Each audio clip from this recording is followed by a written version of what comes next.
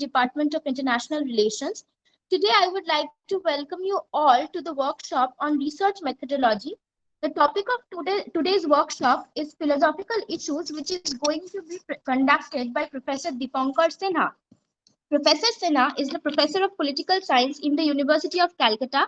He is the director of the Center for Social Sciences and Humanities at the University of Calcutta. He has been the former head at the Department of Political Science. He is also the chairman of the UG Board of Studies in Political Science. His area of research focuses on informational and communicative modes of development, democracy, and governance in the global era. Sir, we are really honored to have you with us. Now, I would please request you to take over. Thank you. Thank you. Am I audible? Yes, sir. Yes, sir. Okay. Very good evening to you all. So I will vanish for some time because I want to have a very small slide presentation, PPT. So give me that time, okay? Just a couple of minutes or maybe 1 minute. Huh? Okay, and I will come back.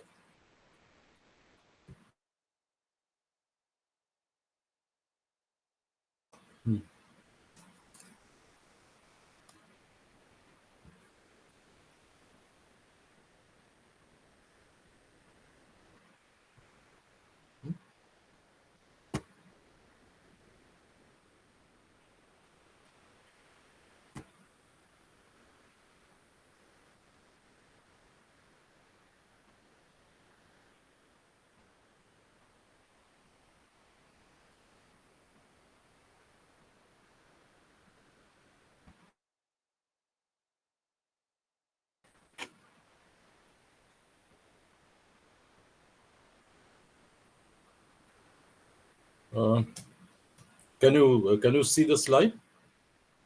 Yeah, sir. Okay. Yes, so as you can see, in fact, I told Shibashis that okay, issues is fine, but basically it's research methodology and social science, philosophical foundations and issues. This will be my theme or topic, whatever you call it.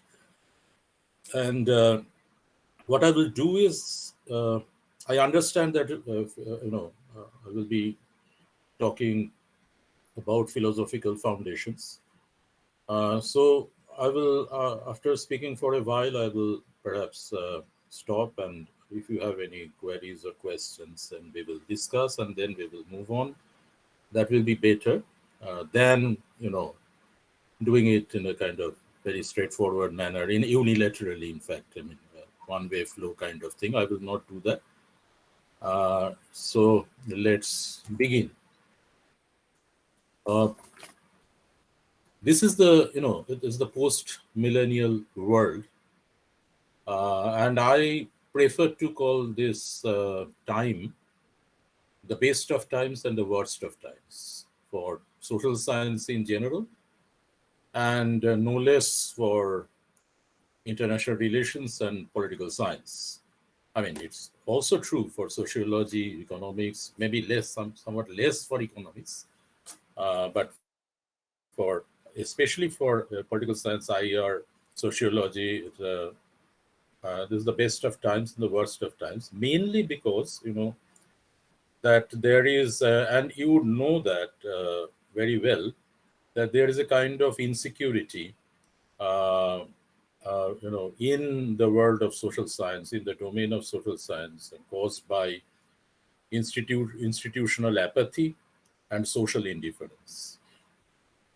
Now, institutions, as you can very well understand, especially those of us who are in the public universities or public colleges, maybe things are pretty bad in terms of funding and so forth. And social indifference is that society perhaps doesn't know much about our craft, what we really do. They know what engineers do, they know what doctors do, they know what sweepers do, but they don't know what social scientists do, except to a certain extent, perhaps they have some idea about economists. But certainly, this is a time for introspection and reorientation of social science. And I congratulate JAIR again, because I've been doing it since the very first time they had started this particular workshop. I congratulate all my JAIR colleagues, including Imon, Shibashish, and all of you who are here, that we can at least have some discussions on this. I will be provocative. I will be perhaps making some uncomfortable observations also. So we can have discussions on that. So I am now into gradually what I would call a kind of methodological reframing of social science, keeping in mind the philosophical foundation, keeping in mind the philosophical issues, and let's get on with it. Now, I will start with a provocative observation, and if you have any take on that, any observation of your own on that, I am absolutely free to receive them. Feel free to also articulate them. If I say that, if you see the dissertations, be it MPhil or PhD dissertations in India, also maybe if you have some experience, I have some experience of other South Asian countries also, but I will stick to India, my own country. The weakest point in the dissertation is the methodological part, the weakest point. Now it's ironical because how can we have a research piece without methodological churning or methodological kind of highlights, right? But I mean, being part of many PhD committees, I would, like to assert that this is the weakest part, because many of us, what we write in methodological section is, we have been in this library and that library and so on and so forth. Then there will be some additions in terms of we will make a kind of descriptive historical study, or kind of, maybe some would write qualitative, because qualitative method has now become suddenly very popular. So most of them would write that we will be doing it through qualitative methods and all that. But I stick to my point that it is the weakest point in most of our dissertation. There are of course exceptions. There are exceptions which make you happy, make you feel happy when you see the methodology section of the young scholars, that how good they write. But the general rule is somewhat different. Now, methodology, what is methodology? Of course, you will have a long course, and yesterday also Professor Das had come. We were talking, we were discussing this, the university also. So I know that you have already been exposed to this, and in this course also already there has been a long session on methodology, but I will have my own take on this. Methodology, as you all know, and this is nothing new I am saying, that it's a systematic way to solve research problem. So you can say systematic way to solve research problems also in plural. But basically I would, adopt this general definition that a methodology is a systematic way to solve a research problem. It's a sort of, lens to methods. Methodology is there, as you know. It's a sort of lens to methods, and there are bundles of, methods and techniques and so on and so forth.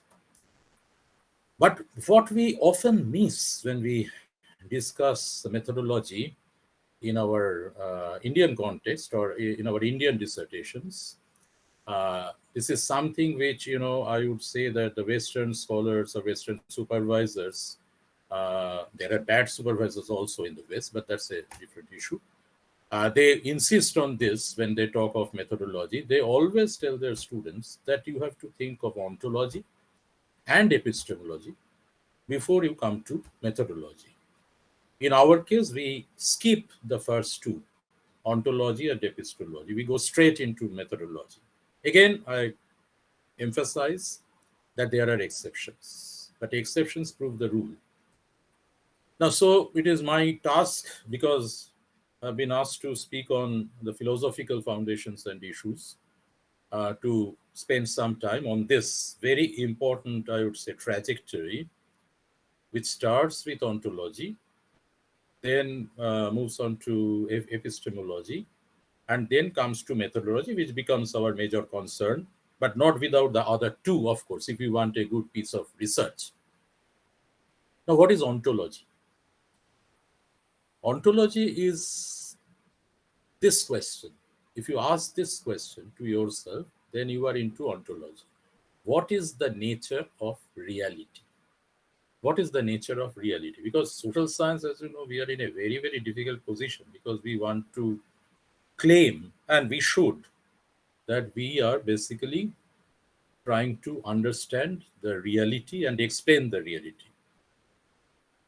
So, what is the nature of reality? That is the ontological issue. I will come back to that in detail sometime later. Subsequently, let's first have our initial exposure to this trajectory: ontology, epistemology, and methodology. Epistemology is this question. If you ask this question to yourself, how to go about learning about the reality? How to go about learning about the reality? That is the epistemological question. That is the epistemological issue. That is the epistemological foundation of our research. That what is the nature of reality, we of course want to explore, we want to know, but how to go about it? Now comes the third one, with which we often are much more concerned, not without reasons, of course: methodology. What is it? How to go about examining the reality related to a specific problem. How to go about examining the reality related to a specific problem. Because we can't, as researchers, we can't discuss everything under the sun. So we have to be very, very specific. We have to focus on certain specific problems. And any good piece of research is one which, intensively focuses on certain specific problems. So methodology is important.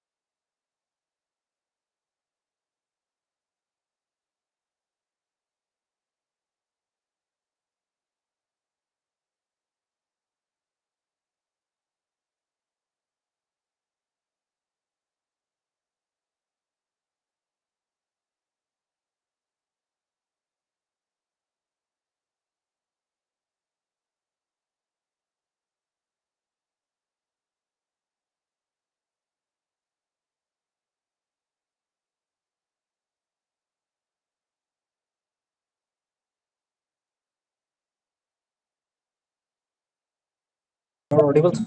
And this is a technical hitch that perhaps, is our fate occasionally. I'm keeping another tab ready for this so that if it happens again with my laptop, then I will try to. Sorry about this, but couldn't do anything to the slide.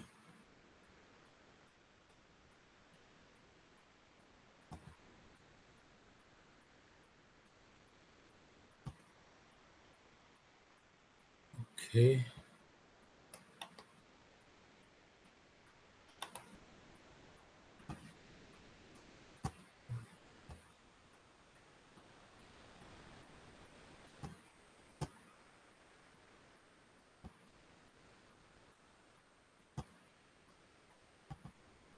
Okay. So we were discussing this, kind of trajectory. What I'm saying is ontology, epistemology, and methodology. So methodological reframing is extremely important. That is why perhaps this course is being conducted for relevant research, to make our research relevant. The question of relevance is very, very important. The issue of relevance is very, very important. Now, before I go into the details again of the philosophical issue, I just want to mention one scholar whom I admire much, Syed Alatus, who is a Malaysian scholar, but of course, Malaysian American. He has written extensively on non-Western methodologies and why social sciences are lagging behind in it. And he, in a self-critical manner, says that social sciences in the third world are divorced from realities that they claim to study. At worst, they are detrimental to their own communities. And he refers to the methodological weakness that we have. So the question, the awkward question is that are we failing to convince ourselves and our society about our research? And there comes the importance of methodology. Abraham Kaplan wrote a very interesting book, which you might read if you are interested in exploring further into methodology, which is titled "The Conduct of Inquiry." The Conduct of Inquiry, if I remember correctly, the book was published in 1964, I think, in 64. Now, I will just tell you one very interesting, I would say, point that he mentions there in terms of methodology, in terms of how we explore our methodology, again, in a very self-critical manner. Now, what he says is that he tells a story of a drunkard. And the drunkard had lost his key. So he was almost in his locality. He was in his para, in his locality, trying to get into his flat or maybe house. And he was looking for his key. And the neighbors, when they came out, saw him looking for the key. They saw that he was looking for the key in the very lighted areas, but illuminated areas where there will be a lot of street lights and so forth. So he was asked, this drunkard was asked that, why are you looking here? Or what are you? So I'm looking for my key. And I'm looking for the key in the lighted areas because that will be much more convenient to me. And Kaplan immediately adds a line saying that we social scientists are also perhaps doing it in terms of our craft, in terms of our research, and so forth. So, methodology has been a major issue in the debates on social science or deliberations of social science. Now, to get a little more into the philosophical part of it, I would like to introduce the term worldview, which you are familiar with, perhaps many of you are familiar with. The worldview is the background, of our research. Whatever we do, I mean, we can do it very, very in very quantitative terms. We can do it in very qualitative terms. I will come back. I will come to that later. But the worldview acts as a background because worldview is the philosophical fountainhead. So when you are doing your research in IR or pol science or any other social science, We are all, I mean, consciously or maybe in our subconscious, we are guided by some kind of worldview. So if you think that, well, you will do a piece of research, let's say on uh, Russia-Ukraine war. I'm putting it in a very, very crude way, just to get through the philosophical point. So you must, and maybe on global peace, or maybe on climate change and so forth. So you always, when you select your topic, or when we select our topic, we are always guided by sort of worldview, and that is there. As I said, you may be conscious of your worldview, or it may be in your subconscious. It's there. Now, the complexity is that in social science research is that human subjects study human subjects. That is really a very complex thing. Now, G.K. Chesterton once mentioned in an article, I remember, maybe in a book also, but I read only the article, that when you are doing your research, you also have to know your contending worldview in order to do a good piece of research in humanities or social science. The contending worldview. So if you are a Marxist, you must know what the non-Marxist worldview is. Say, for instance, what the liberal worldview is, or what the neoliberal worldview is. Or if you are a liberal or a neoliberal, you must also know what the Marxist worldview is. So that becomes very, very important. And that is important because we are in a huge complexity when we study human subjects as human beings. That is the problem. Now, of course, this gives rise to paradigms, and in social science, and Kuhn has, well, in his pioneering study, has shown how paradigms change in social science after a point of time, and so forth. He had, of course, studied it in terms of science, but we all know that we have also borrowed it. Now, so when we talk of worldview, let's make it a bit clear. You can have an sort of what should I call objective, realist, value-free worldview, which is tied to the apron strings of quantitative research methods. I repeat, objective, realist, value-free worldview, as you can see in the fourth point of the slide. Or you can have a kind of subjective, interpretive, value-laden worldview, subjective, interpretive, value-laden worldview. That can also be there, which is tied to, or these stances are tied to the qualitative research methods. Now, there is also an effort, I will come to that what is called the mixed method, mixed mode, where there is an attempt to you know uh, combine the quantitative and qualitative methods. And mixed method or mixed mode is becoming very popular nowadays. It's not that in India we do it much, because in India, as you yourself would perhaps understand it better, that most of us are either into quantitative method or techniques, or into qualitative methods and techniques. But mixed method also is a very, very, I would say, a very interesting, very complex, a bit difficult method, but it's a mode, but it's very good in terms of having the best of both worlds, quantitative and qualitative. Now, uh, let's get back to what I had promised, that I will go somewhat deeper into it: ontology, epistemology, and so on and so forth.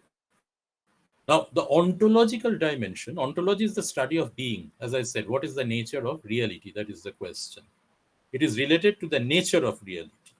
What kind of world we are investigating, with the nature of existence, with the structure of reality as such. And the key assumptions in ontological dimension is what is there that can be known, because we are exploring as social scientists. What is there that can be known? The contrasting positions are there. if you believe in sort of objectivism, then you would say that there is an independent reality. And if you believe in constructivism, which you IR students and Pol Science students must be knowing, constructivism assumes that the reality is the product of social processes. Reality is the product of generation and sharing of meanings and so forth. So you can have the objective approach, or you can have the constructivist approach, but both are under the rubric of constructivism. Epistemology or epistemological dimension, as you can see, relationship between the knower and the known. How do we know what we know? That is the essence of epistemology. Whether or not the social world can be studied according to the principles as natural sciences is a major issue here. Those who believe uh, in quantitative uh, methods, they would say that yes, we can study it as an independent reality and so forth. So, and social world has to be studied in quantitative manner. And there are others, the qualitative approach people methods who would say that no, this can be done. But the point is whether or not social world can be studied according to the principles as natural sciences. Say the very name nomenclature political science. I always prefer to call it political studies, but we know that the mainstream version is, of course, political science. So there is this, this important guideline here inherent, that it must be treated as a sort of natural science. The society must be studied according to the principles of natural science. Now, those who call it political studies, they would argue that no, that can be done. So we better call it political studies. But basically, epistemological dimension is, related to the way of understanding and explaining how we know what we know. How do we know what we know? It is also concerned with a philosophical grounding for deciding what kinds of knowledge are possible, and how we can ensure that they are both adequate and legitimate. I repeat, the two broad epistemological positions are, positivism, and the other side of the fence, interpretivism, and constructivism. That is there. So epistemology poses the following questions, and I mention them one by one, the three questions. What is the relationship between the knower and what is known? Second is, how do we know what we know? And third is, what counts as knowledge? What counts as knowledge? Now, why is it important to know these ontological and epistemological issues when we are discussing, uh, our theme is methodology? It is because the construction of knowledge is, it has two dimensions.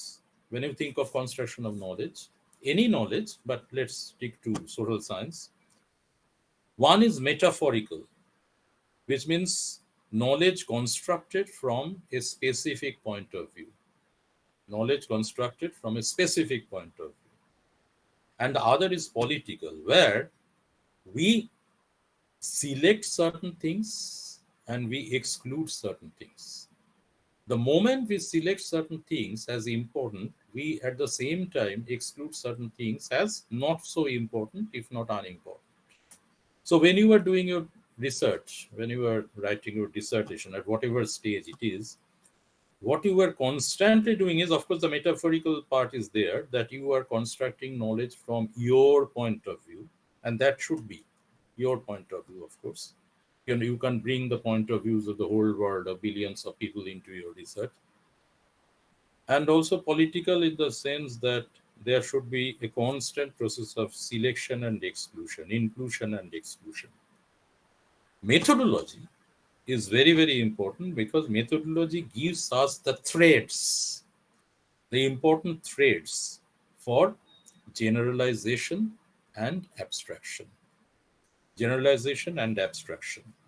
That is why methodology is so very important. I often tell my own students and the students whom I meet in various PhD committees. Now MPhil is out almost out, so I'm only talking about referring to the PhD committees, doctoral committees. I often tell them that look, if your methodology is weak, then you are in trouble, because any good journalist would do a better job than you in exploring the reality and so forth and bringing it back to us.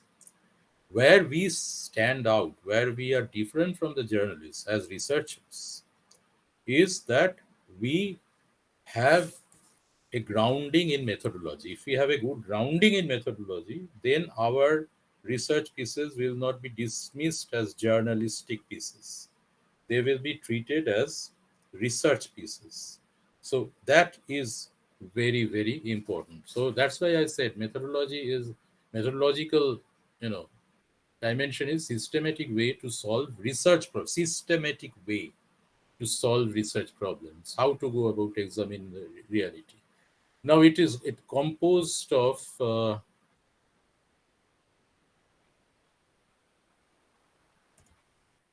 it is composed of approaches, methods, and techniques. Approaches, methods, and techniques. Now, international relations, of course, any I would say social science is into it, but international relations has a very interesting debate on methodology. I would say maybe in the since late last century or early this century. Many of you, when I discuss it, I will discuss it for a certain period of time. How international relations has really entered into a very lively, very interesting debate on methodology. And it concerns, as you can see in the last line of the slide, substantive and technical issues. After mentioning this, I will perhaps, or maybe I can stop here. And if you have any queries with the previous philosophical part, we can discuss it for some time, and then I will come into the IR directly. So, do you have any questions or queries?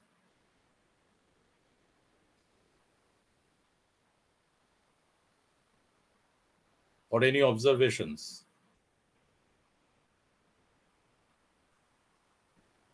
Can you hear me?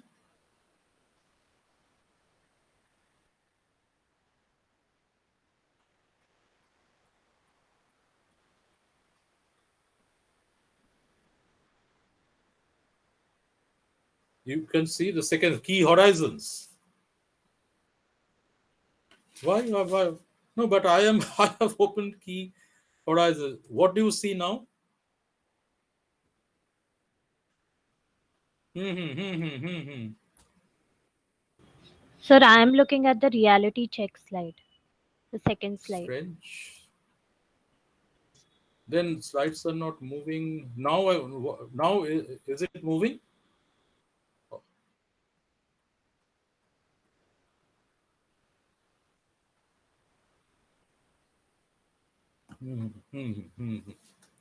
Just a minute.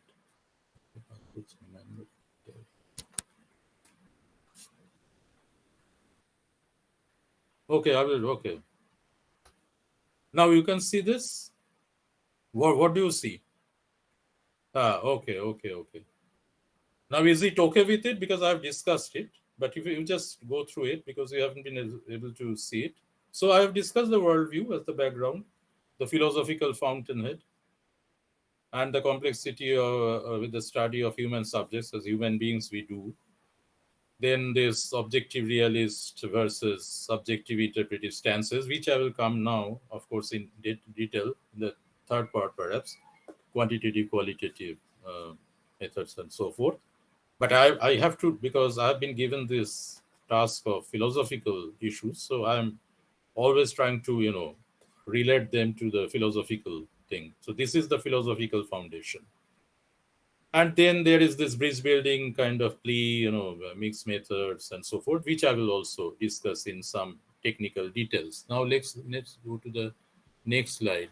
Now, can you see this key horizons? Okay. This one also I discussed. So should I move to the next slide or stay back for a while? What do you suggest?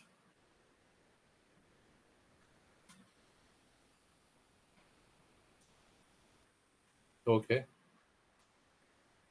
Yes, because I will come back to IR, the epistemology methodology debate.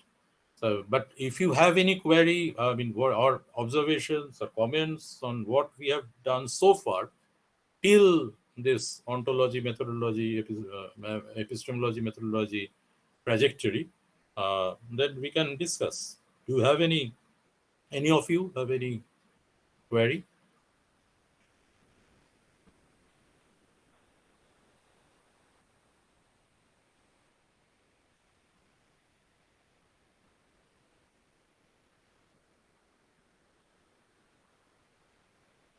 Yeah, please go ahead.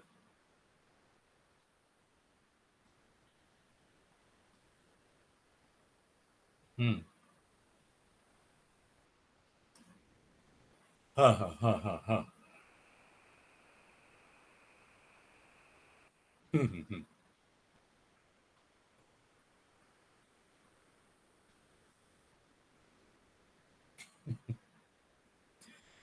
Look, it's an interesting question in the sense that the main issue is if you consider it as a problem, then it's a problem. If you don't consider it as a problem, it's not a problem, because in India or in any other, perhaps in subcontinent, that uh, you know even without these two considerations, you can have a great PhD degree. But if you want to break the glass ceiling, then you have to address them. If you want to address your problem, I mean your research problem, in a very challenging manner, and you are ready to burden yourself with these issues, then without any doubt, your research piece will be far better than many of your compatriots. When we will discuss the next part, of course, I will do it very briefly. This IR, epistemology methodology debate. Well, you will see that the very name I would start with, there are others also, that he has distinguished himself with this. I have already mentioned Syed Alatas. And when I mention this name, you are much more familiar rather than with Syed Alatas. IR students are much more familiar with this name, Amitav Acharya, right? Am I right? Yes, sir. Why? Because he is the one who, apart from writing several articles on these, how global is IR and so on and so forth, he wrote that book, Non-Western International Relations Theory. Now, why did he write this book? There were so many IR scholars, millions or maybe hundreds of thousands of IR scholars, because he was concerned with this issue, that ontologically, epistemologically, and he has unleashed a debate on this. And series of books and articles are coming out. Today, I am reading, after I finish the class or maybe this lecture, I will finish that article also. Just a friend has sent me this article from abroad in a particular magazine, Rape as a Method in Russia-Ukraine War. Can you imagine? See the title, how provocative it is. Rape as a method in the Russia-Ukraine war. This violent aggression that Russia has unleashed on Ukraine. This is being seen in the lens of a method.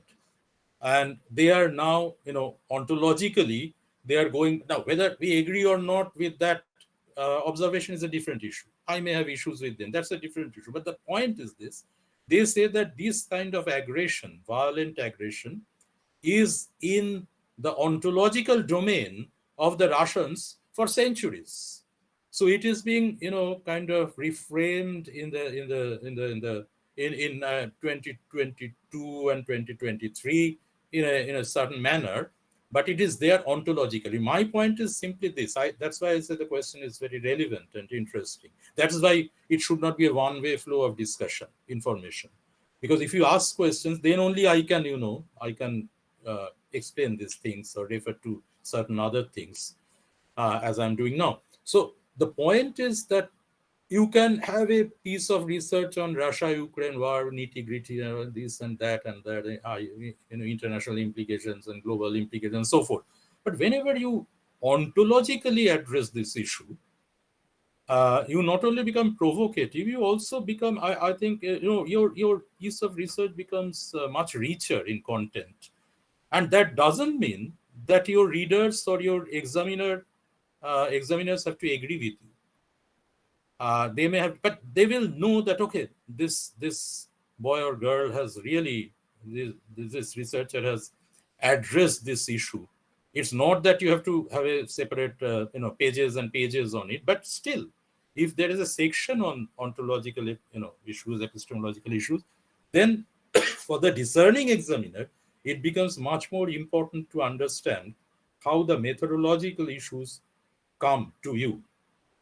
But to tell you frankly, we avoid this because we are, we tend to be very, we tend to resort to a kind of shortcut method, and that also pays. I mean, it's not that we are not getting our degrees because we are not referring to the ontological and epistemological issues.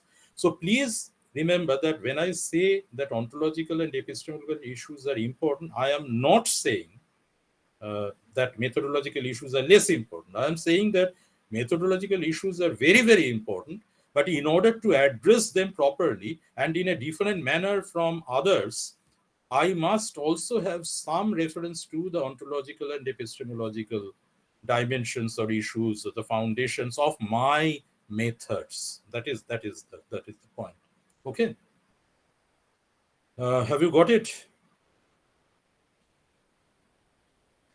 Okay. So should I now come to IR or any other comments or observations are there? It is your choice.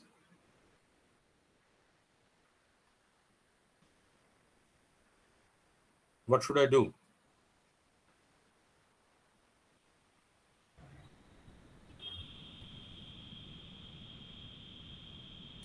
Okay, silence perhaps means that, okay, I can move ahead.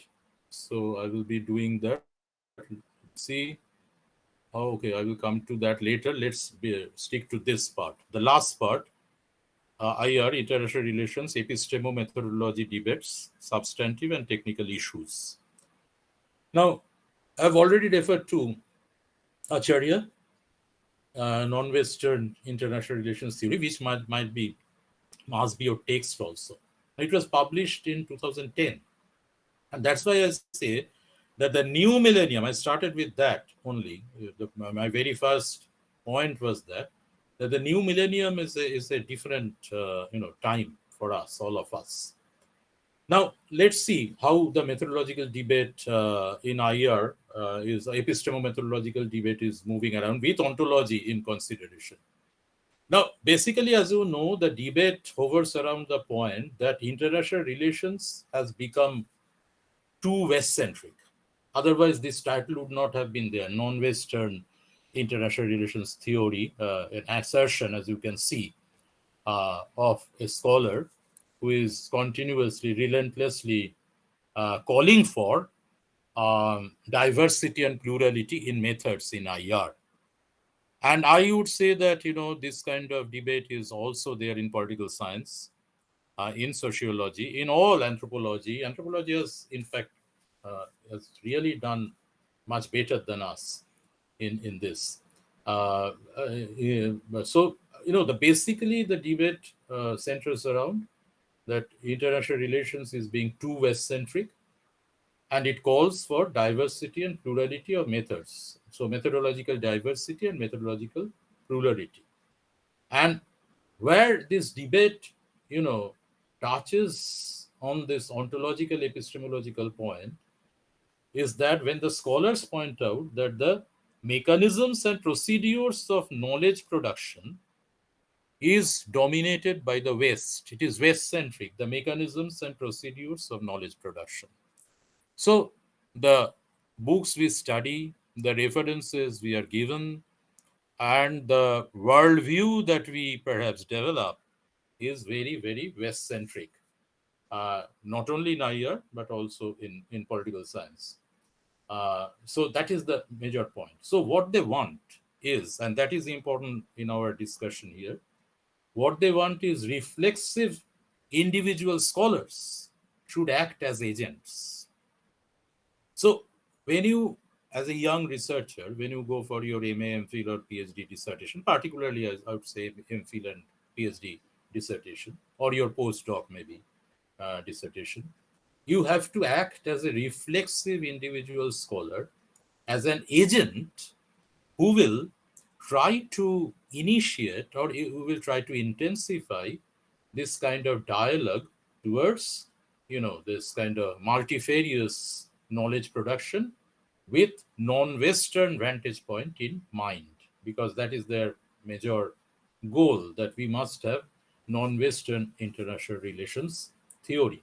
And they are giving note that, it is noteworthy that they are saying that individual scholars must act as agents. So I can't say that, look, sir, I'm just an individual scholar doing my MPhil or PhD or writing a book as a faculty member. How can I do it? It's such a vast thing. We must have a great, consortium to do this. No, they say that it is individual scholars who have to act as agents. Now, you might immediately say that how is it possible, or what would be the way to do it?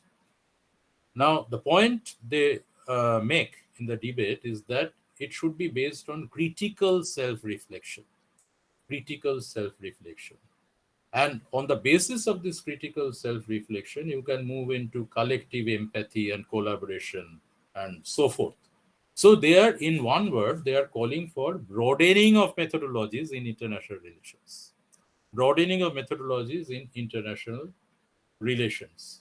Because, and this is also a very, very important point, that they say that the mainstream, when it comes to the mainstream IR, it is guided by observable general patterns of states' external behavior.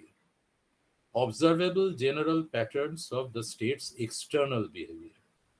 It basically stresses on empirically verifiable explanations. Empirically verifiable explanations. Hypothesis testing through cross-case comparisons and so forth. And if I'm not wrong, perhaps Partho will be discussing maybe tomorrow or someone else, I forget who it is, by case studies and all that. So this is the mainstream kind of this thing, a mainstream IR, observable general patterns of states' external behavior based on empirically verifiable explanations. Now they contest this. They are not saying that this is unimportant, but they say that in order to carve out our space in the domain of, in the arena of non-Western IR theory, we must, look for certain alternatives. Now, in the debate, they are also referring to Gary King, Robert Cohen, Sidney Verba, who stress on generalities, who always say that you have to generalize, you have to go into generalities. But Acharya and others, they point out that the regional theorizations are not to be dismissed. Regional theorizations are very important because they are based on regional characteristics, regional attributes. So we can have perhaps a kind of IR theory which is based on, say, Indian attributes, or maybe subcontinental attributes, or maybe South Asian attributes, and others can also have their kind of regional attributes and regional theorization. That will lead to, South Asia can always have, Hellatus is crying hoarse about this for such a long time, that we must have our own kind of theorization based on South Asian characteristics. And you know that South Asia had given a kind of fillip to this kind of, and there have been theorizations, in fact, based on Asian values. So it's there. The debate is very live and very, very provocative, I would say. Now, their logic is that, we must do this because we must have non-hegemonic methods. We must have non-hegemonic methods in IR because they directly point out that IR is dominated by West-centric or Western hegemonic methods. So they look for a kind of post-positivist methods. They advocate, they make a plea for post-positivist methods where, these regional characteristics would come up. Criticality would not be guided by some fixed criteria, some fixed methods, and so forth. So, as you can see that in IR itself, there is a huge debate and very powerful debate which you cannot ignore at all on this methodological debate, which has its aim to achieve some kind of non-Western, the ambition to achieve non-Western IR theory. In political science also, this kind of debate is going on because sometime back, Aronovic has come back, has written a very interesting book, very provocatively titled. It is called Social Science as Sorcery. Social Science as Sorcery. It's sort of magic, fraud magic or whatever, sorcery. And he says that, with certain specific methodologies in various branches of social science, they are basically weaving a kind of, false kind of ideas which have little relevance in reality, which are not much related to the life of the ordinary people and all that. And we are using jargons, we are using, sophisticated methods and jargons and language and so forth. So he has this extremely provocative title, Social Science as Sorcery. Now, I am tempted to perhaps, refer to give some more time to what is happening in political science also parallelly with IR doing this. Some IR scholars, the way they are indulging in methodological debates, but keeping in mind that it is IR and other social sciences. So I will perhaps move on to my next slide. But before that, if you have any observations or any comments or any questions regarding this ongoing debate, methodological debate in IR, please feel free to discuss.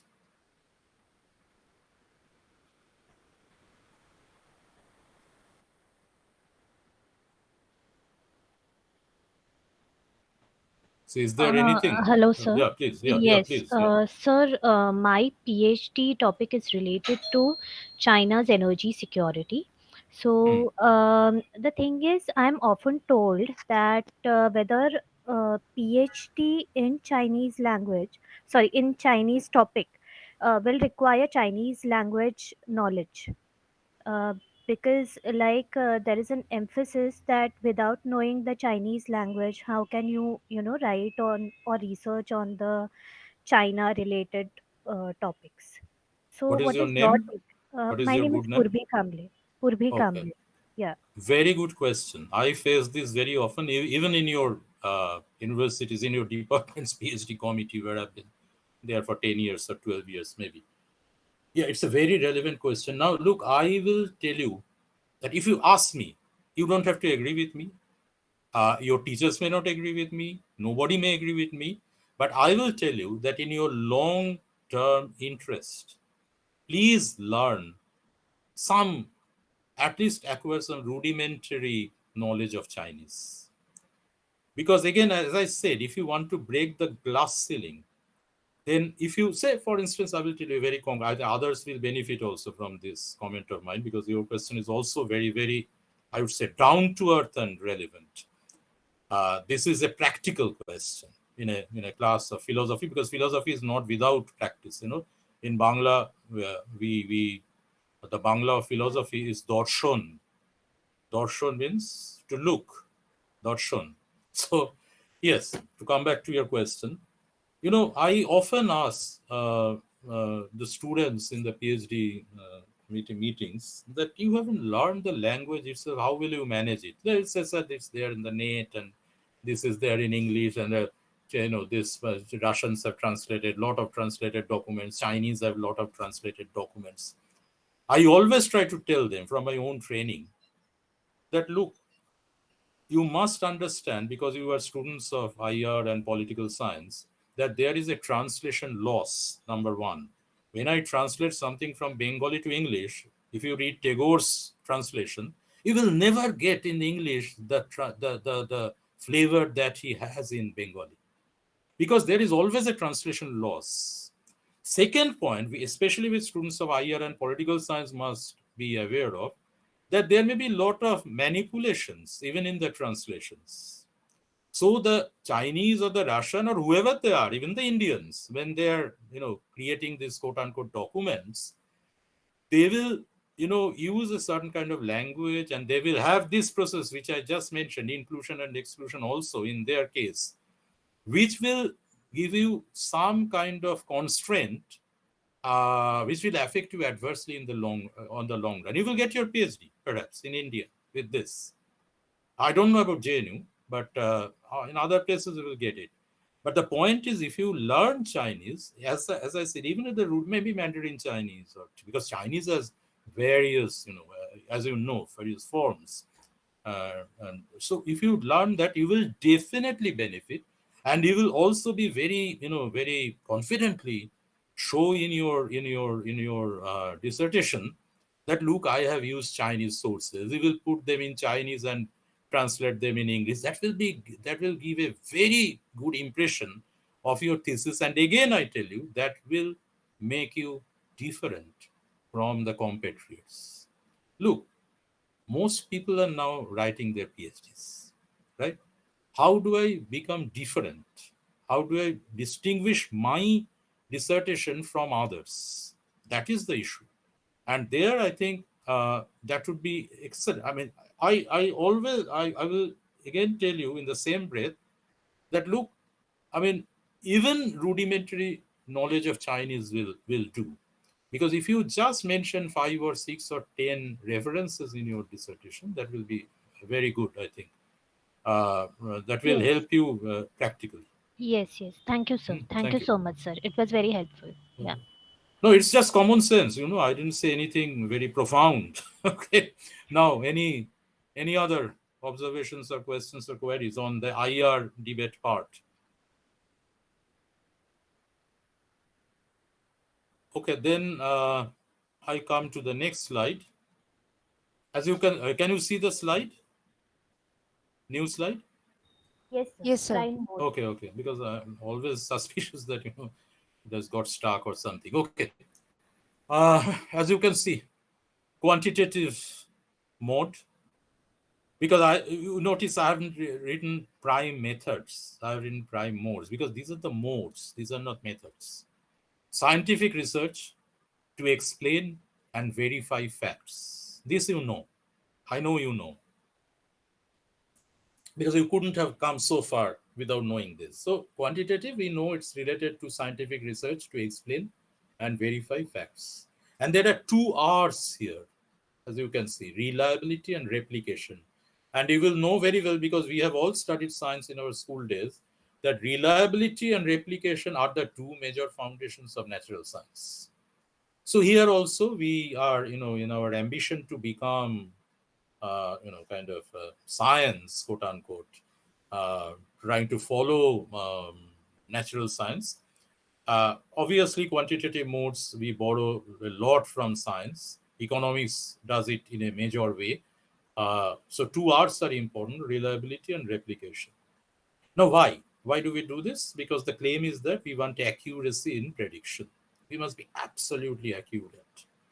And there is also the proactive and reactive dimensions, that you can go into this mode in a proactive manner, or you can react. Say, for instance, what is reactive? Say, when some people are doing it in qualitative mode, so you will react and you will bring your arsenals, your weapons, these weapons in a major way, and you will try to react and produce more and more quantitative techniques and methods. That is reactive. Qualitative, it is challenging the technocratic analysis, and it is a rising graph since the 1980s. This is very important. 1980s is very, very important in order to understand the history of social science research methods or research methodology. Because till 1980s, quantitative mode was dominating like anything. It was in total dominance, monopolizing. That's the word. It was monopolizing research. Even when we were, studying political science, we had in our university very, very vibrant research methodology segment by very eminent scholars who were our teachers. They would always say that, look, quantitative mode is the only mode for research.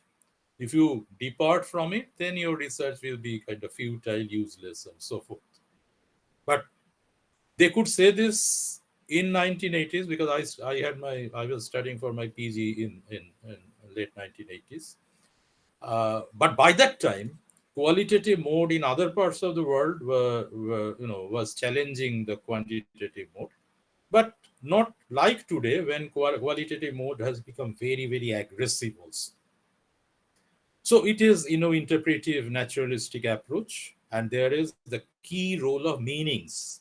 And whenever you have these meanings, key role of meanings, you will understand that you are into a very, very complex domain, because meanings are relative.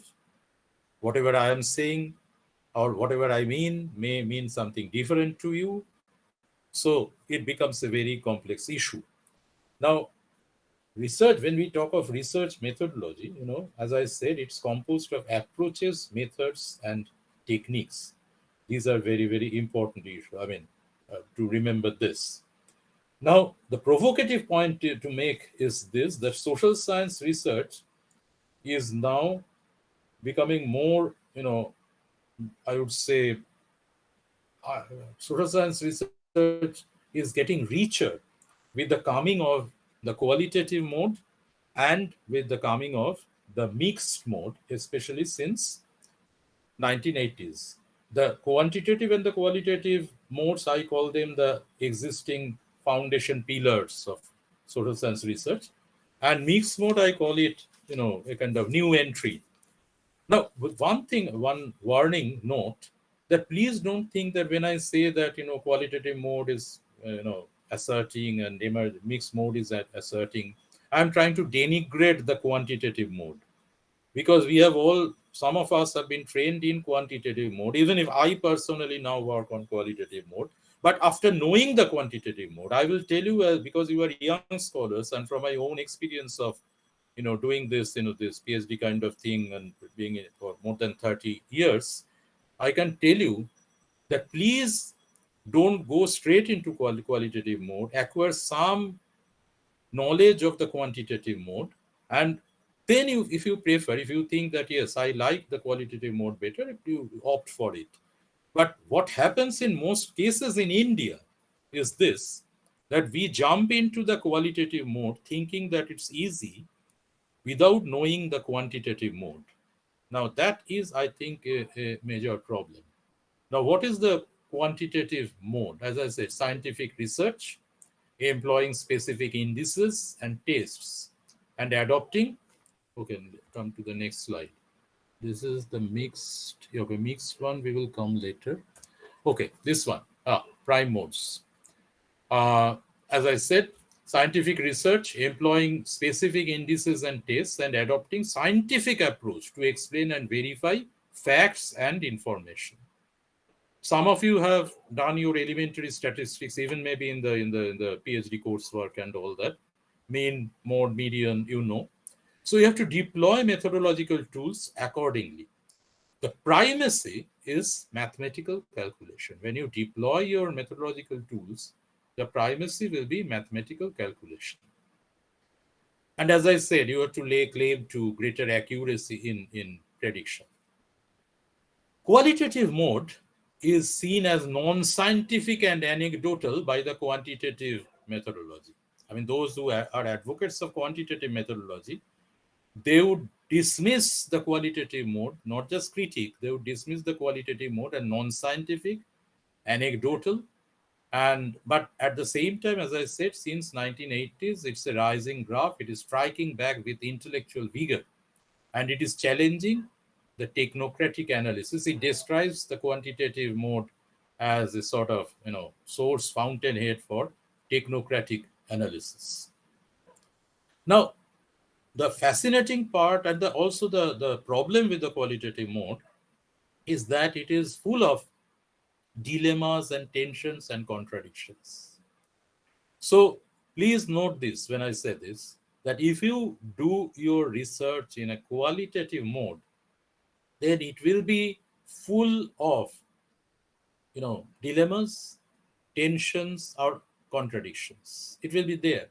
Now you might immediately say that, then sir, what will happen to my PhD dissertation if I resort to qualitative methods and still have contradictions and dilemmas? My answer to this is simply this, that qualitative mode requires the retention of the dilemmas and contradictions. You cannot have a PhD dissertation or an MPhil dissertation or whatever it is, whatever. I mean, you may write a book also later on without having this kind of, without retaining this kind of dilemmas and tensions, because qualitative mode involves interpretive, naturalistic approach to the subject matter.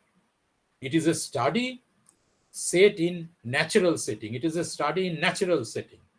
And it is trying to interpret the phenomena in terms of meanings people bring to them. So whenever you are dealing with meanings, and meanings are not the same for every people, it differs. So you will land up in this kind of situation where you will have, at the end of your dissertation, when you are submitting your dissertation, you will have dilemmas and contradictions. And that is I would say, I would go this far, that is the hallmark of qualitative methods, when you resort to qualitative methods. Now, if you come to the emergent mode, the mixed mode, as I said, the mixed mode, which mixes the two. In India, I don't find many dissertations really doing the mixed mode. There are some, but abroad and in Western countries, I would say that they are now using it in a much more aggressive manner. But I am not, please remember this, I repeat this, that I am not trying to make a hierarchy of these modes, that look, qualitative is good, quantitative is not that good, emergent is difficult, not that. I mean, you can have your own choice, and that will be the best thing, that the candidate or the researcher will choose her or his mode. Only then you can choose the exact methods, appropriate methods. Why am I spending so much time on the mode? Because if you jump out and jump in and select certain methods, that is really a very kind of diffuse and scattered way of doing it. You have to think of the mode also first, and then you can think of the methods. So you see that I'm gradually extending the trajectory in this presentation. First, I talked about ontological, epistemological, methodological trajectory. Then I'm talking about the mode. I'm referring to the mode. I'm now into the third category of mode, or third kind of mode, which is emergent mode. Now, as it is called popularly, mixed mode, because it's marked by a cohabitation of the two contending modes, quantitative and qualitative. So it's a mixed mode. And it's basically, collection, the analysis of both quantitative and qualitative data appropriate to each. So in your dissertation, when you are writing a dissertation or when you are doing a research, you may think that on certain counts, the quantitative mode is important, that I will resort to quantitative methods. And on certain other counts, I will use the qualitative methods. So that is to put it very simply, that is the mixed mode. Now it basically, tries to, as you can see, reconcile to otherwise contending modes, quantitative and qualitative, and it also in the process reveals the contradictions, that is there in reconciling. Now you can in terms of methods, you can have a close-ended method. You can go for collecting and analyzing both quantitative, close-ended quantitative, and open-ended data, qualitative data. So you can use both close-ended and open-ended, which was unthinkable before the coming of the emergent mode. It's of course requires a rigorous process in collecting and analyzing data appropriate to each method. So what you have to do is you have to collect data in quantitative mode. You have to also collect data in qualitative mode, and you can try to have some kind of reconciliation between the two at one point of your dissertation. You have to integrate the data during the data collection, analysis, or discussion. That is the hallmark of the framing procedure, the philosophical model of the emergent mode. It's a bit difficult one, but it is very paying in the sense that it gives you a lot of return, in the sense that when someone would read your dissertation, or when you go for interview or something, then they will immediately understand that you are well adept in the framing procedure in both quantitative and qualitative, and that is why you have resorted to the emergent mode. So these are, in brief, the three modes that are now dominating, determining the contours and contents of proper social science research, be it IR, be it political science, be it sociology, be it economics, be it anthropology, whatever it is. Okay, so I move to the next slide. Again, before, as I'm doing, as I always do, if you have any observations to make or any queries, please feel free. Do you have any?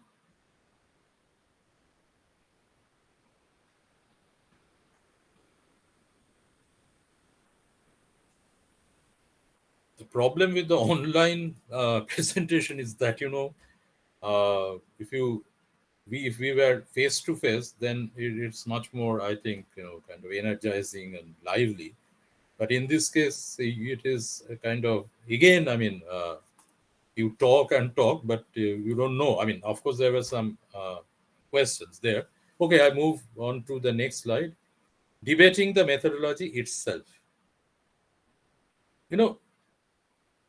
Research is bound with ethics. And we always try to argue that, whatever I'm doing is I'm exploring the thick reality, and someone else is doing the thin reality. And so if I am into quantitative methods, I will say that, look, my methods, well, now you see the methods there very clearly.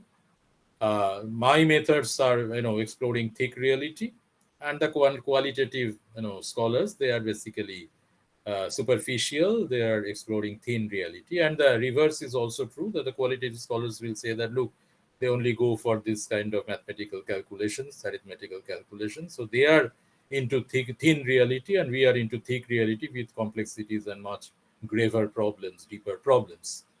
Now, if you see the second and third, quantitative and qualitative, you can see that what kind of methods you have to take up and what is the way out, rather. Analyze and interpret, because you need methods for this. Analyze and interpret. Deduction is very, very important. Generalization, inferring, testing hypothesis, and validating. All these are integral part of quantitative mode. You have to act on data. You have to test drive. You have to discover. You have to explain. You have to focus. You have to improve. You have to make causal inferences. You have to refine. You have to replace. You have to predict. And I've put it in bold. In both cases, that is the common point. Even if the path may be different, recommend and understand. Recommend and understand. That is the kind of motto, you can say, the slogan. In qualitative methods, analyze and interpret, but of course, the way would be different. Deconstructing is very, very important. A very important method, as you know, it started with Derrida, but Derrida, of course, was not from IR or political science, as we all know. But we have borrowed deconstruction, the method of deconstruction, from him, and we have a huge now literature in terms of this deconstruction method. And deconstruction method is not demolishing method. And many people confuse it, but it's not that. Deconstruction method is dismantling the received views, dismantling the received views and bringing in new ideas, bringing a sort of, new ideas through what Derrida calls reading with capital R. He also refers to double reading and so forth. So reading with capital R. So you have to read into the text because the author is dead. The author is, according to the deconstruction logic, the author is dead. So you have to read into that particular document or book or article or whatever it is as a researcher. That is the method. In order to dismantle the received views, in order to dismantle the dominant views, and then put your views, keeping in mind that it is your views, and that is what is deconstruction. Generalizing, inferring, reassembling. As you can see, there are many common with qualitative mode, but they are done in a different manner. Act on data. Here, as you can see, there is first is critique, not describe. So in quantitative way, we have to describe, discover, explain, and so forth. Here, very important methods are, one is critique. You have to critique whatever you are reading or you are facing. You have to then describe, discover. Another very, very important concept which you don't find in the quantitative mode is empower. So in qualitative mode, what is being said is that you have to empower the people by your research. That is a task, that is an assignment you have to do. This is unthinkable in quantitative mode that way. So you have to expand, explain, improve with all sorts of nuances, and then come to recommend and understand. That is the qualitative mode. All the techniques, all the methods, and successive, I think, resource persons, you have 8 days left. Successive resource persons will come, as I can see. All my friends will come with they will teach you individual methods. So you will see this kind of very interesting dialectics that will go on. Maybe in some cases they will refer to the quantitative, specifically quantitative method, in some cases qualitative method, and so forth. What are the major flashpoints in the debate that we are discussing? We are discussing now. The flashpoint is this: navigation towards moral discourse, a very slow but steady navigation towards moral discourse from the pragmatic approach. Now, I call the quantitative mode pragmatic. Not just I, many people. And the qualitative mode sort of moral. Because you may say that, why do we say this? It is because there is a clear assertion in the qualitative mode that your research has to have a moral standpoint and moral discourse. So it's gradually moving towards a moral discourse from the pragmatic approach. The social research is for understanding the world and producing knowledge about it. I mean, knowledge without this moral stance in qualitative research is unthinkable and unacceptable, because moral stance, according to them, moral stance is what? It is related to the practices which transform the world.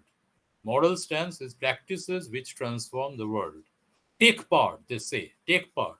Make participants reflect and engage with them. So it is not just a question of some mathematical calculation. It is not just a question of 25% said yes and 29% said no and the rest said don't know. It's not that. You have to take part in it. You will be part of the research itself. You will be embedded in the research problematic itself, and you will have to make participants reflect and engage. Often, most students I find in India in PhD committees when I'm there, that they prefer a lot of particular method they prefer in qualitative mode, and that is focus group discussion. Almost all those who work in qualitative mode would say that's it. I resort to focus group discussion, and I tell you, and this will be a kind of, I think, you will understand why do I say this. When I ask them that what are the prime guidelines for focus group discussions, many of them are not being able to answer. So, able to reply. So, focus group discussion is a very important method, of course, a technique you can say. But you have to learn that what are the key guidelines, how to conduct a focus group discussion. Because when your thesis will be evaluated, sorry, when you will face the interview board later, I mean, I'm not just talking about your viva and that part. I mean, in later life, when you will for a promotion or for a job, when you will show your dissertation to the selection committee, I mean, they will ask you this question that what are the exact guidelines for the focus group discussion? Then you have to be very, very, very, very correct in saying this.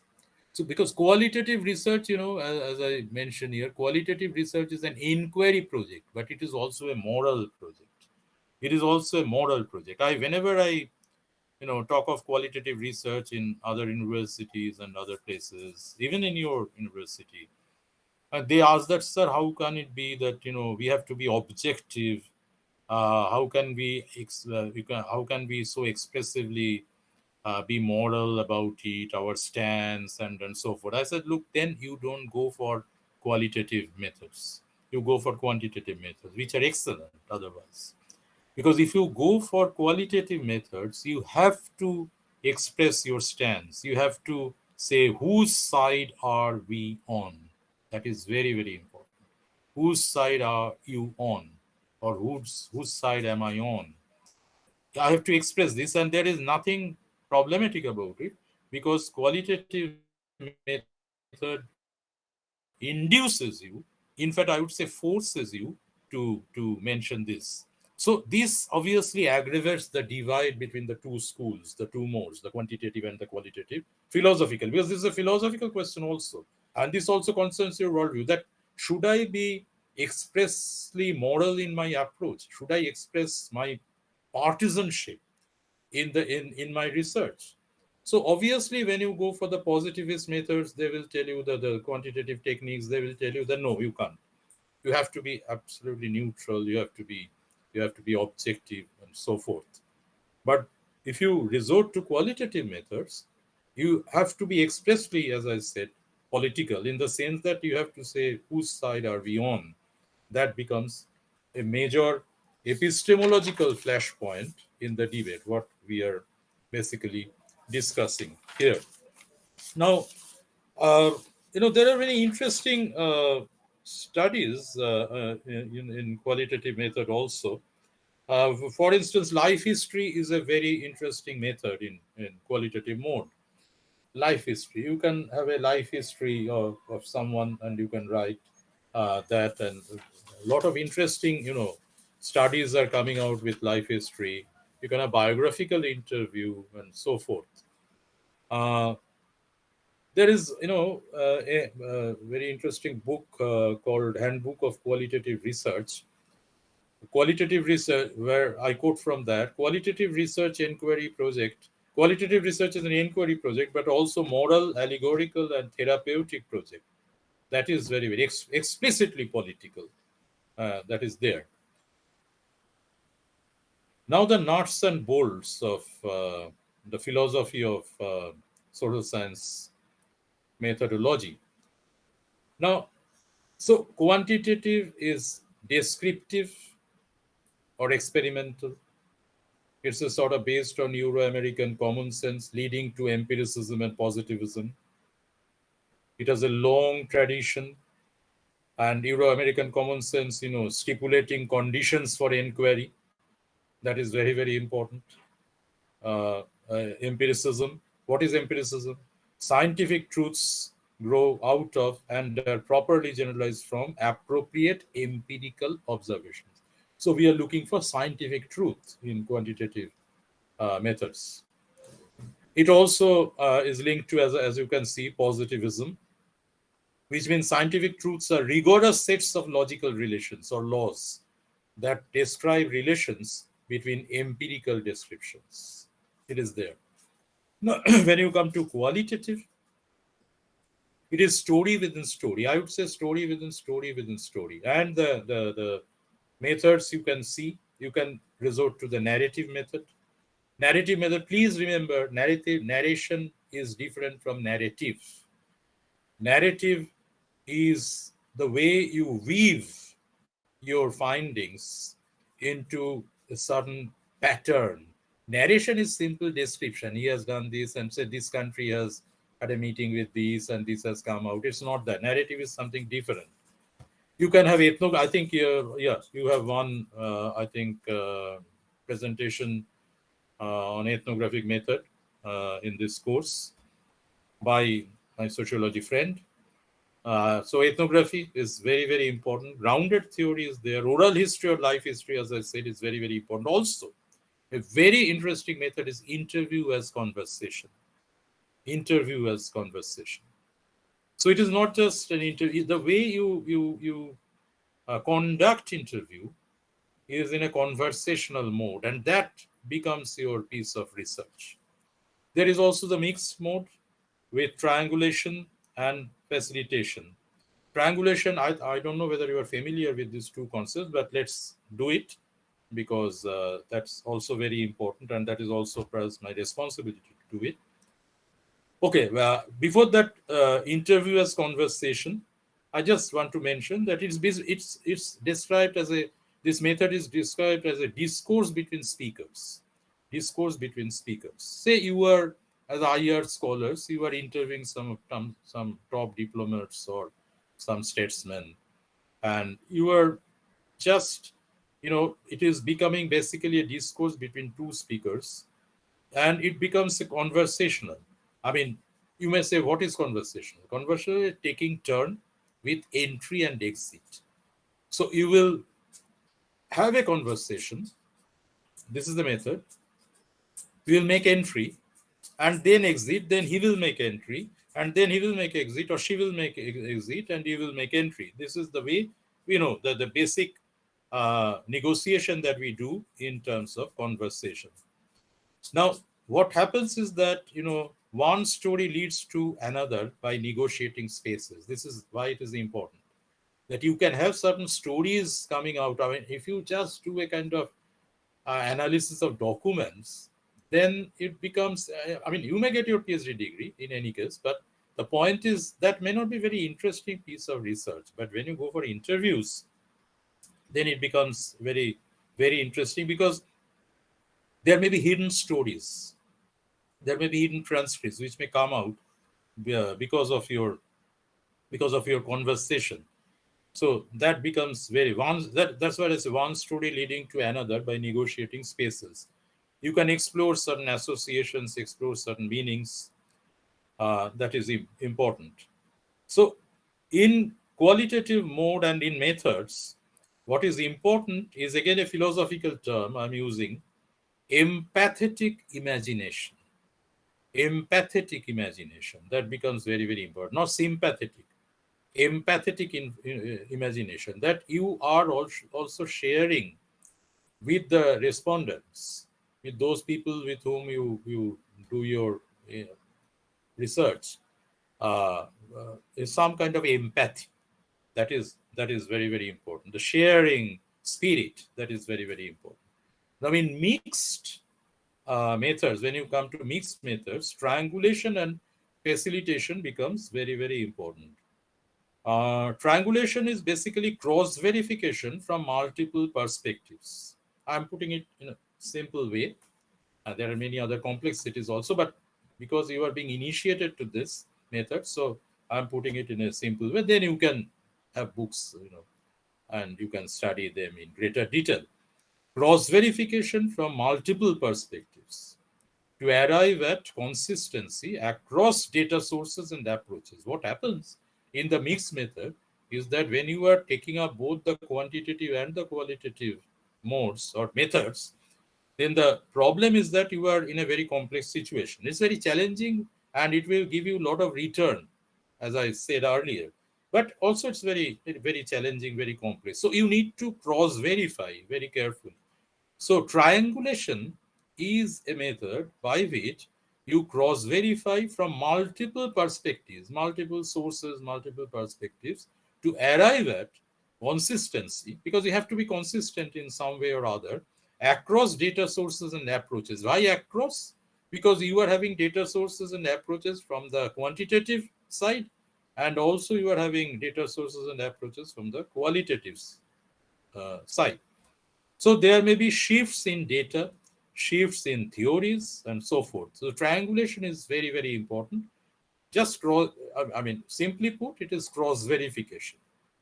Facilitation, unlike the dictionary meaning, but close to it, highlights the supportive function of the other approach. Very interesting. That is why it is mixed approach, mixed method.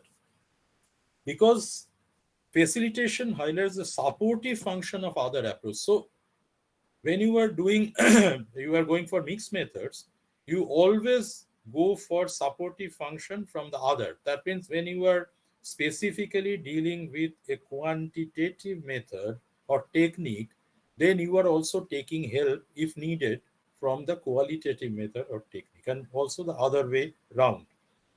So both approaches can be combined as complementary research strategies. Ideally speaking, both approaches can be, if you can combine the triangulation method with facilitation method, then you are really a good researcher, and your research will be I think, praised and treated as a very important piece of research by many.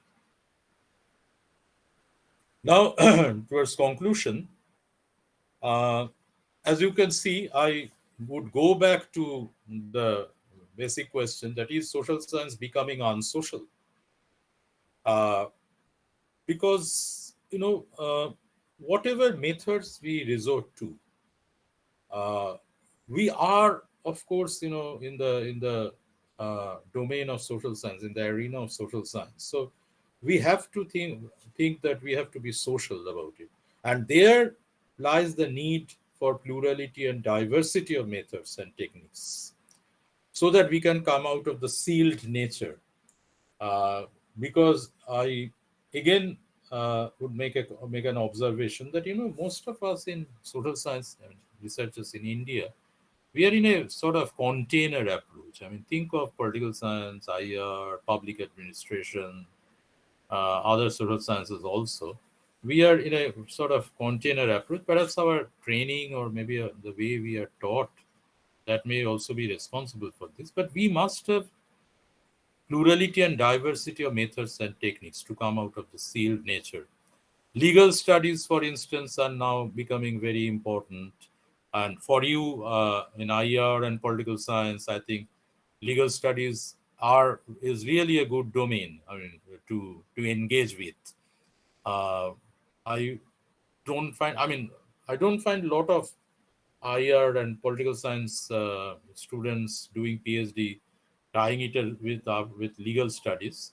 But in law universities, where I regularly go, I find that they are now branching out into political science, IR, and so forth. Previously, they were very standalone kind of institutions, only doing law, and that. Now they are doing it. So I think it's a good one. What is important is to engage with the field, be it in IR, be it in political science, be it in any social science. Engagement with the field is vitally important. And field is not just a geographical space. Field is a social space grounded in existential reality. So when you have a field to study, it may be a theoretical field, or it may be a kind of concrete field. I mean, a kind of, something which is very, very concrete. You go to another country to study, make a comparative study, or maybe you you go to another part of the world to study. Whatever may be the field is to be treated as a social space and grounded in existential reality. That is very, very important, because otherwise methodological exercise, what I think is that in order to problematize and negotiate the field with certain research methods and techniques, methodological exercise has to be brought down from the exclusive higher academic pedestal and grounded in existential reality. Otherwise, social science will lose its credibility in near future. And as I said in the last, as I mentioned there, last point, what we need is a kind of worm's eye view. We always have a bird's eye view from above, aerial kind of view. What we need is a worm's eye view, so that we can have perhaps, very interesting pieces of research in social science. So methodology is philosophy of it. When I talk of philosophy of methodology, please remember that it basically comes down to the ways of seeing, the ways of being, and the ways of existing. Philosophy is not something which is aloft, something out there, outside this world. Philosophy is basically, as I said, maybe even the size. I mean, in Hindi and other Indo-Aryan language also, the philosophy is darshan. So darshan is ways of seeing, and related to that ways of seeing, because unless we go for seeing, we cannot have these two ways of being and ways of existing. So that is, I think, very, very important. With IR in a very, very interesting, I would say, phase, with the onset of globalization and with the deepening of globalization, things are changing very fast, and you have to, of course, look back, but you cannot depend on the traditional theorizations and research pieces exclusively in order to interpret the reality now. That is why I said there's the best of times and the worst of times, this post-globalization world and the new millennium. So it is very, very important to have some grasp over the research methods you use. And I can assure you that if you have a good section in your dissertation on research methods, it will help you immensely in various ways in the long run. So I stop here. I give you a sort of, references here. There you can have some, there are many, but I thought that I can give you some, where you have to, where you can think of sharpening your ideas on research methodology or research methods. For instance, the first one, the global dynamics of knowledge in social science, or the nature of research inquiry in academic contexts. I can tell you another very interesting point. Right now, another very interesting debate is going on parallelly with what we have discussed, uh, is how much or to what extent we are bringing our research pieces or research experience into the classroom in pedagogy. That is, and lot of IR scholars are now into it, that they are arguing that unless the teachers, senior faculty members, and also the students, the researchers who in Western universities also teach a lot, unless they bring their research findings into classrooms and discuss them, IR will be weakened, they point out. And same debate goes on in political science, that we have to bring in our research findings into our pedagogical exercise in our classroom. So I thought that this point is very maybe interesting to you, and maybe someday some of you will do your research on these counts also, rather than, I mean, there are many, and those are also important. I mean, country-specific studies or multilateral, studies in multilateral relations, bilateral relations, and so on and so forth. But also, I would be very happy to see, some pieces of research where you are into higher pedagogy, higher, theory building and non-Western context and so forth. So thank you. And I think 15, 16 minutes are left. So if you have any comments or queries or observations, feel free. Hello, sir. Yeah, Can please. I? Yeah, Hmm. I have many questions actually. Good, good. So, At least. yeah. Okay. Yeah. My name is Purvi Kamble. I am from Uh-huh. University of Mumbai, Acha, and acha. yeah, and my topic is geopolitics of Indian Hmm. and Chinese energy security strategies, Hmm. a Hmm. comparative analysis from 2001 to 2020. Hmm. Hmm. Hmm. Hmm. So basically, my first question is that I just need your take on it. That when I asked one of my professors that Hmm. how should I incorporate primary data into my topic, Hmm. so his immediate reaction was that how can you do primary data in IR? So what Hmm. is your take on it? Are you in Bombay University? Yes, sir, Mumbai Acha, acha, University. Yeah. acha. One or two good friends are there. Okay. Primary data, I don't understand. I mean, why is it that IR cannot have primary data? IR is, I mean, like any other social science, primary data is very important in IR. So Okay. in your dissertation, it has to be. Now, how to put the primary data into your topic needs methods, specific methods. Yes. That's what we were discussing. Yes. So you can have it processed through quantitative mode or qualitative mode or mixed mode, but I Yes. don't really understand. I'm sorry. I mean, I also understand. I mean, the expression that you have in your question, that you were also surprised, that Yes. how can I say that you can't have, I mean, when you are doing your research, say, look, I am a senior supervisor doing it for more than 35 years. When a Okay. young scholar comes to me, I always have to see that there would be lot of primary data in him or her, Yes. so that his research is, settled. I mean, no, none of us can have 100% perfect piece of research, nor did I. The point is that primary data will give, I would say, calibrate your research, and later on, I mean, from in later, maybe in last chapter or penultimate chapter, you can further complicate it theoretically and so forth.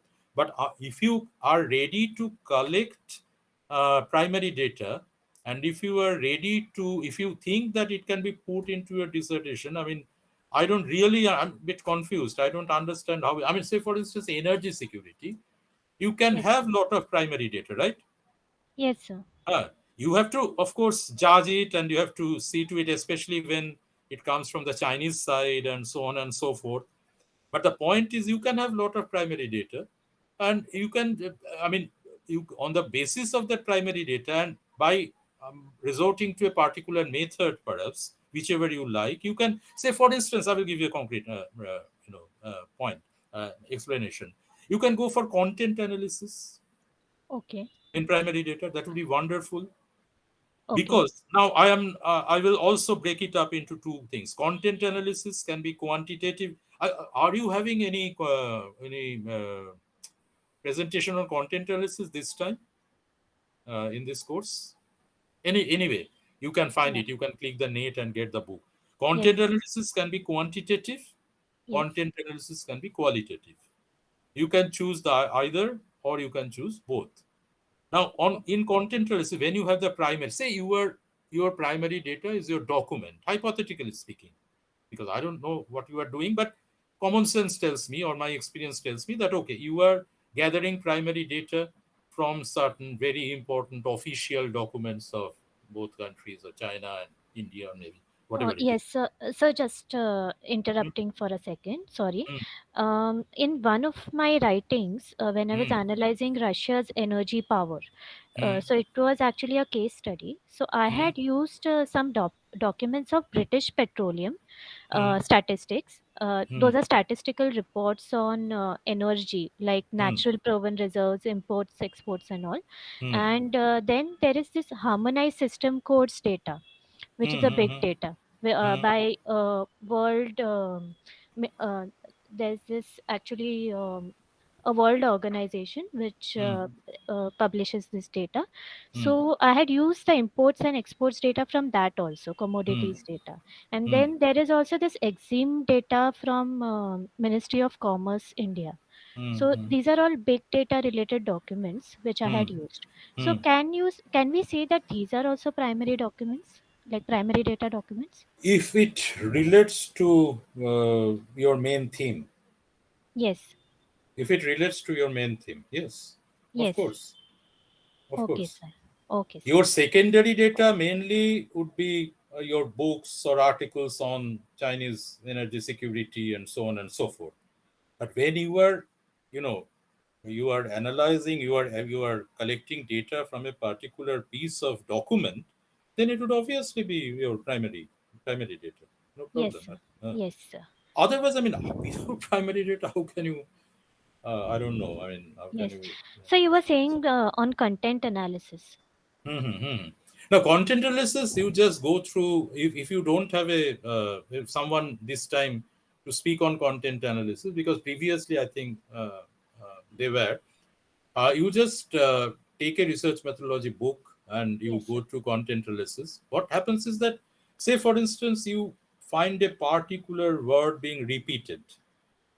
Yes. uh, and then you can just see the context in which the word is being used, Yes, sir. say in energy security or whatever. Then you can have an explanation of that.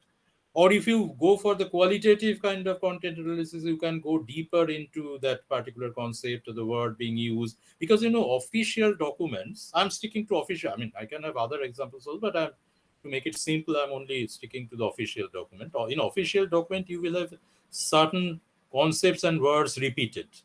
Yes, sir. So that itself will be very interesting to see how they're being repeated and how many times they're being repeated, but beyond how many times, how they're being contextualized in that particular document. That will be the task of a researcher. That will not be done by someone who has encoded or written the official document, right? Yes, sir. Yes, That sir. is the task. I mean, you decipher it, you decode it. I mean, if I may use that word, you decode it. That is Yes, sir. important. Yes, sir. Sir, another question. Hmm. Is it ethical to do a PhD entirely based on secondary data? Uh, I would be little uncomfortable with that Okay, sir. for practical reasons. Because, I mean, secondary data, can you give an example? What kind of idea you have in mind? As in library research completely, and then Uh, giving a perspective on the already done literature. no, it is not secondary in that sense. Say, for Okay. instance, if you do a piece of research on, say, the say for instance, let's take this up. Say the on the ongoing debate on non-Western approach to IR, right? Yes, sir. So you can interview or send through email responses. You get responses from Amitav Acharya and many other scholars. Okay, you can supplement, but basically it will be based on the emergent literature. I'm deliberately using the word prefix emergent or emerging literature, which pertains to the debate, right? Yes, sir. So here you don't have to go to Amitav Acharya's university to discuss things. If you Correct. can find, but even without that, you can have a wonderful piece of research on that. But it is not secondary, it becomes primary Okay. source in this case. So it depends on the topic. You have to categorize primary, secondary, which depends on the topic itself. Okay, and the way Oh, you approach it. okay, sir. So how Hmm. do you define primary data? Primary data, that depends on the topic of your research. Say, for instance, the ones which are there, I mean, very simply put, primary data is raw data. Okay. Primary data is raw data. So when I take up a very important book or an article or maybe an interview by some other scholars who also speaks on my topic, that is secondary data. Okay. But primary data is when you go and get a document, or even if you interview people. That depends on the methods you and the mode you resort to. But the point is that is primary. Say, for instance, I mean, I've seen abroad, but I don't know how many Indian dissertations who researchers dare to do this, not because of their fault, but because of fault of us senior faculty members. Say you just write your dissertation, PhD dissertation, by interviewing 5 diplomats. That is your PhD dissertation, and that is your primary data also, whatever they say. Then you supplement it, complement it with, these diplomats' diaries and reminiscences or whatever you call it. Diplomats always after retirement write books. That is the secondary data. But these 3 diplomats or 5 diplomats you interview, that becomes your primary data, and that can give you a wonderful PhD dissertation. But at the same time, I say that these are rare things in India. So any other question from others, or Sir, I I am have a all. question. Yeah, Thank you, please sir. go ahead. Thank you. Yeah, please Uh, go ahead. Sir, my question may not be related to the topic directly, but I just want to know. So Hmm. you're saying before 1980s, quantitative method had monopoly, and then Yeah, yeah. quantitative method claimed its own importance. So, Hmm. sir, how much would you say the feminist movement contributed to this change? Like, as we know, feminist philosophers claim the importance of personal experience over objective knowledge in research area. Great contribution. Great Thank you, contribution. sir. Feminist methods, primarily because feminists. I may have certain. I mean, including Bonita, they would come to talk to you. Feminist methods, my former colleague and friend. I always have some issues with the feminists, not just over a cup of coffee, but also in seminars, webinars. But I always acknowledge that, when it comes to this, breaking the glass ceiling is their phrase, not mine, right? Hmm? So they have Yes, done sir. it. Making this simple but very foundational statement like personal is political, they have dismantled this kind of hegemony that quantitative or positivist, I would say, the positivist, thinkers had, those who are into the positivist mode. I'm not, again, I say that please don't think that I'm denigrating the quantitative methods, or it is very important. But this was needed. This kind of big push was needed in order to throw us out of our complacency that whatever we do in research and wonderful pieces of research and the best pieces of research only can come from positivist ways. So, as you said, personal narratives, right? Life histories. Feminists have used it like anything. And wonderful. I would say that they have, uh, they have changed the paradigm. I would say in research methodology in that way. So it is not, as you said, it is not something out of whatever we were discussing. It's very much part of our discussion, and that is why I insist that these discussions and questions are needed.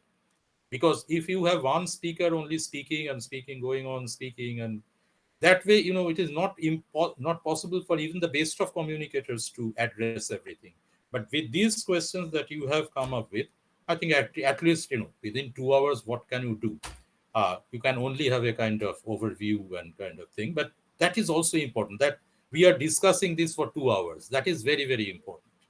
So that's it. And anything else? Or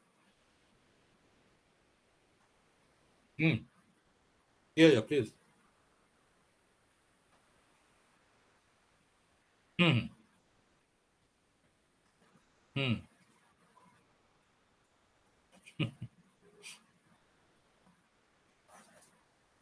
Hmm. Hmm.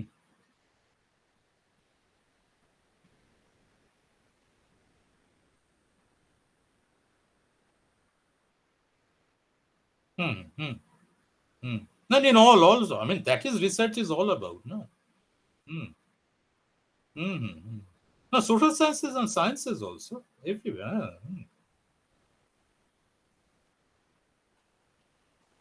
Hmm. Hmm.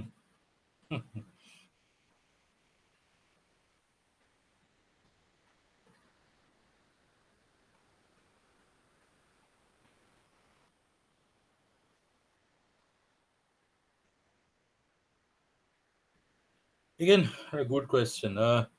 Saturated, saturation is also there in political science, in IR, I mean, in the Indian context, because I have written a book, which was published by Routledge 2 years back, Social Science in a Global Age, Decoding Knowledge Narratives, and I've lambasted all the social science disciplines, like anything. I mean, in a as provocatively as possible. It has also been reviewed in EPW and many other international journals also.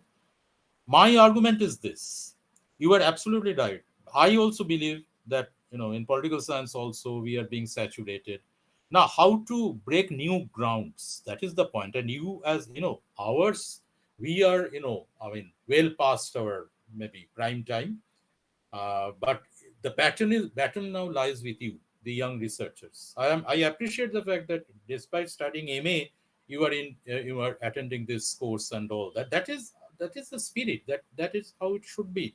Now, to go directly into your question, no, you first may chalk. This is my suggestion. The others may have other suggestions also.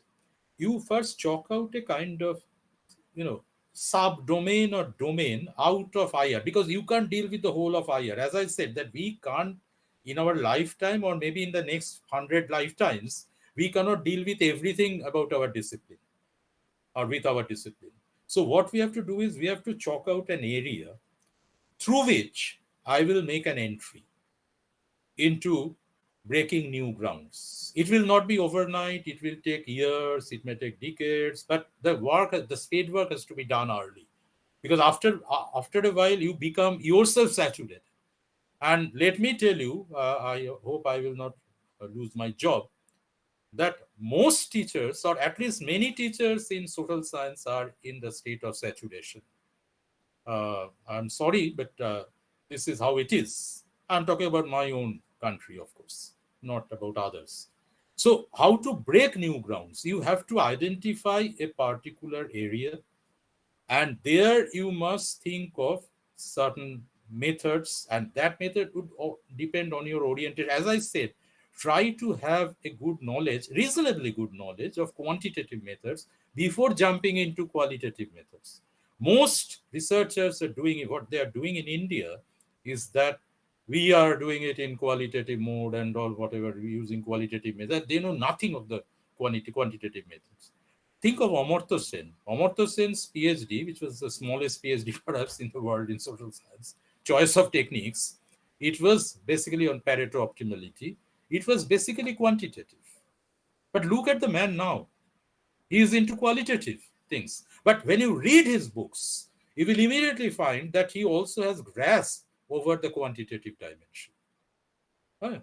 So that is how it is. So think of another political scientist, Partho Chatterjee. His PhD was in IR, okay, in Rutgers University.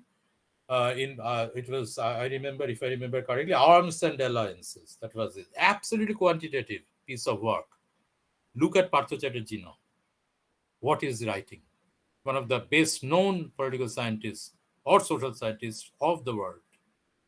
So you can shift, but I would request you, because you are young, as I was telling uh, also, that try to learn rudimentary language also when you deal with another country. It will give you. So here again, you choose a particular area, a domain, and try to read the debates, ongoing debates, or where the saturation is. Maybe the saturation is in teaching.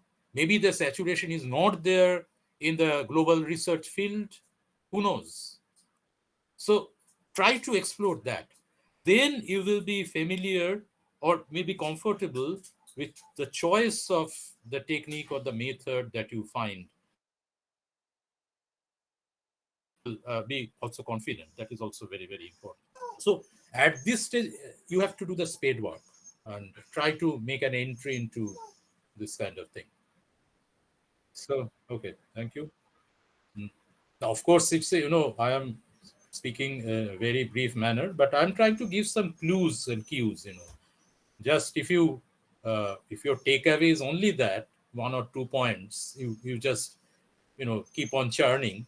That will be the success of this kind of course and the lecture. So thank you. It's 8:02 perhaps, and you must be very tired. And so may I take leave of you? Thank you, sir. Thank you. Okay. Thank you. See you again. Thank you, sir. Okay. Thank you.